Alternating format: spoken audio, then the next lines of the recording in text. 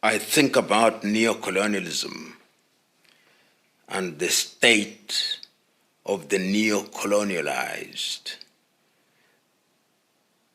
I am saddened because neo-colonialism exists in an environment where you think you are free, but you are not. And I think Kwame captured it very well. He said that the colonialist does not change his character. What he does is to wear different masks. And you ought to be very careful not to think that he has changed and that his character will change. You've got to remember that his agenda remains one. He got it right, and that is why he wrote the book for which many say, he was overthrown. Neo-colonialism, the last stage of imperialism.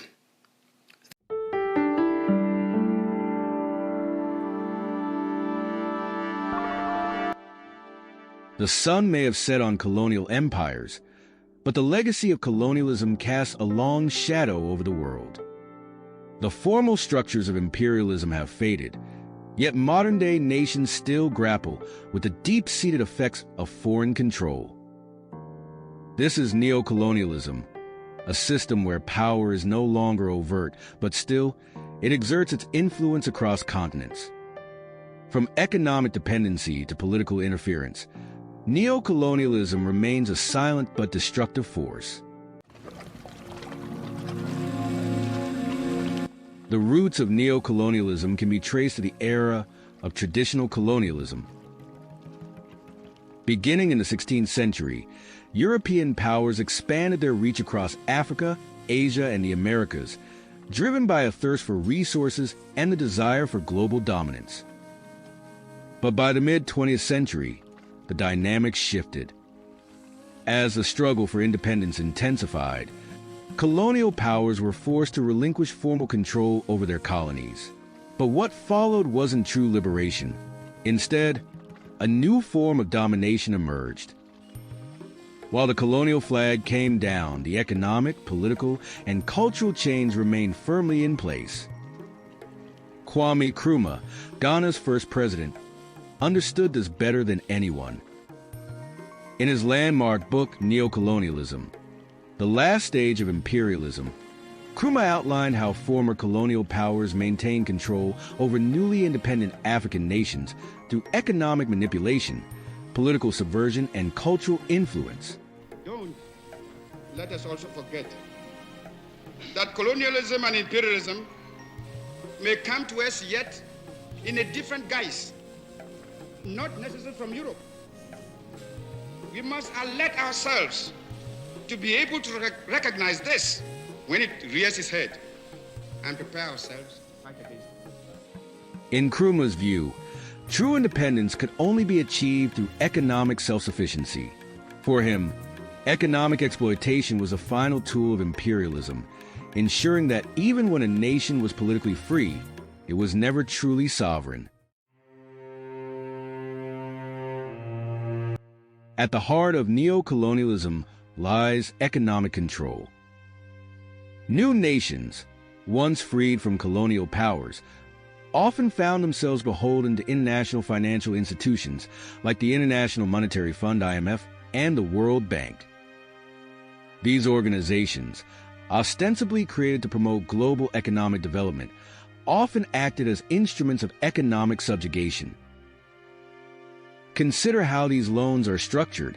A newly independent nation, grappling with infrastructural needs, borrows from the IMF to fund its development.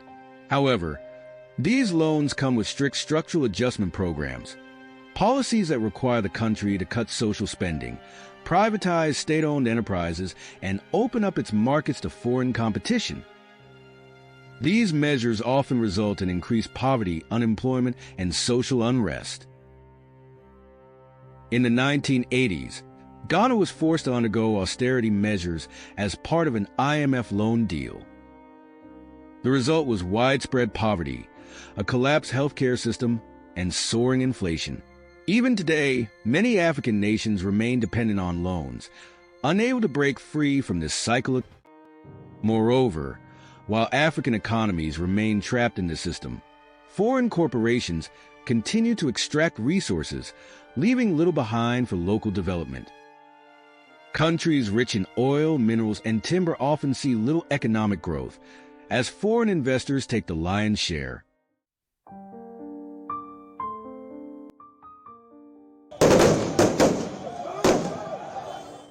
Beyond economic control, neocolonialism manifests itself in political manipulation. Former colonial powers, along with their modern allies, continue to exert influence over African governments, often undermining the democratic process. Take the assassination of Patrice Lumumba, the first prime minister of the newly independent Congo. Independence came to over a dozen states peaceably, but in the Belgian Congo, freedom was followed by rioting and army mutiny, a reign of terror and disorder. United Nations troops were called in to avert total chaos. For months, the political pattern kept changing with kaleidoscopic speed until pro-red Premier Lumumba was seized by the forces of strongman Colonel Mobutu.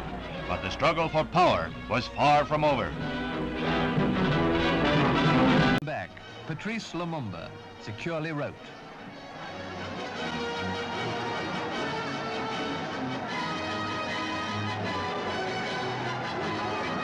and with him were men who served in his cabinet when he was Prime Minister.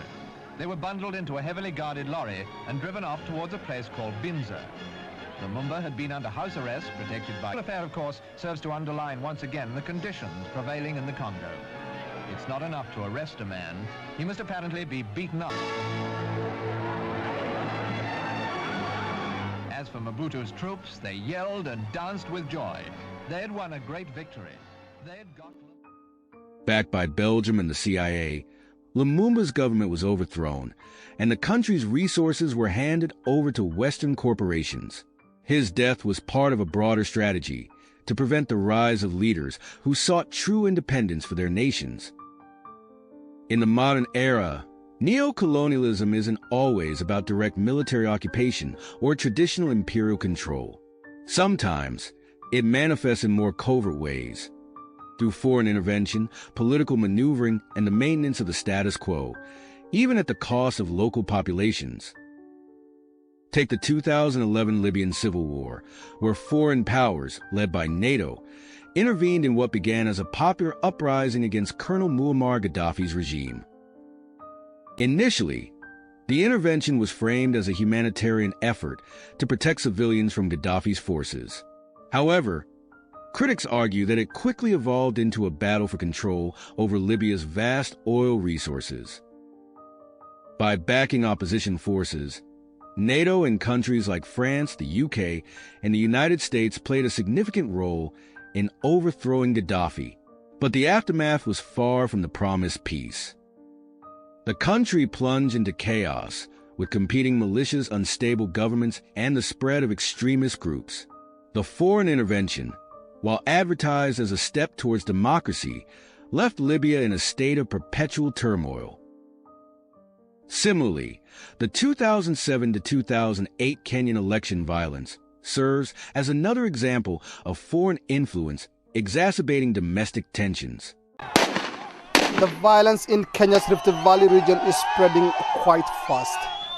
This is Naivasha, about 100 kilometers west of Nairobi.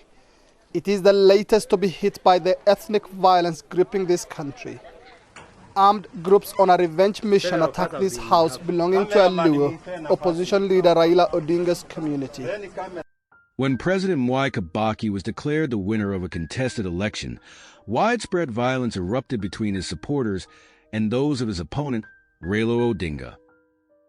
What began as a political crisis soon spiraled into ethnic violence, claiming over 1,000 lives.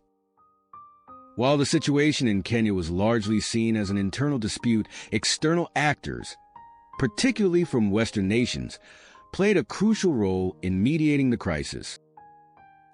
But rather than pushing for a genuine resolution, many argue that their involvement helped maintain the political status quo, ensuring that both political elites, despite their contentious election, were able to share power, preserving foreign interests in Kenya's stability and economic ties. The resulting national unity government may have quelled the violence, but it also reinforced the entrenched political elites, leaving the underlying causes of inequality and corruption largely unaddressed. While foreign powers celebrated the restoration of peace, the Kenyan people were left with a fragile political system that still faces challenges to this day. In both Libya and Kenya, foreign involvement was a key factor in shaping the outcome. While justified as efforts to protect civilians or mediate peace, the result in each case speaks to the broader reality of neocolonialism. The political and economic interests of foreign powers often determine the future of nations, regardless of the will of their people. Even more subtle, yet deeply impactful, is the cultural aspect of neocolonialism. The spread of Western culture through film, television, music, and fashion has led to the erosion of traditional African values and practices. Education systems, too, often promote Western ideals and history while sidelining African history, language, and culture. In many African countries, the primary language of instruction is English or French, a legacy of colonial rule, and local languages are often relegated to secondary status. Our enemies are many, and they stand ready to pounce upon and exploit our every weakness. They play upon our vanities and flatter us in every kind of way. They tell us that this particular person or that particular country has greater or more favorable potentialities than the other. They do not tell us that we should unite, that we are all as good as we are able to make ourselves once we are free. Kwame Nkrumah's foresight about neocolonialism continues to resonate today. His vision for Africa was one of unity, self-reliance, and mutual support. He believed that only through Pan-Africanism could African nations break free from neo-colonial chains. His efforts to form the Organization of African Unity, OAU, in 1963 were meant to unite the continent politically and economically. He advocated for a common African currency, a shared economic market, and a unified stance against foreign influence. Nkrumah's dream was that no African nation would stand alone against the forces of imperialism. While Nkrumah's vision was ahead of its time, and although the African Union, AU, today carries his torch, true political and economic unity remains a distant goal. The African Union, for all its efforts, still faces overwhelming external pressures from global powers. Despite the persistent forces of neocolonialism, African nations are fighting back.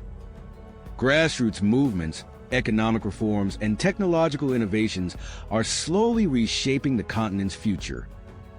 Countries like Rwanda and Ethiopia have made great strides in reducing dependence on foreign aid. Meanwhile, grassroots movements are pushing for more localized solutions to Africa's challenges, solutions rooted in African knowledge, culture, and economics. Neo-colonialism thrives in the shadows, but awareness is a first step toward liberation. By recognizing and challenging these systems, we can work toward a world where every nation's sovereignty is respected. Thank you for watching. If this video inspired you, hit the like button, subscribe, and share it with your community.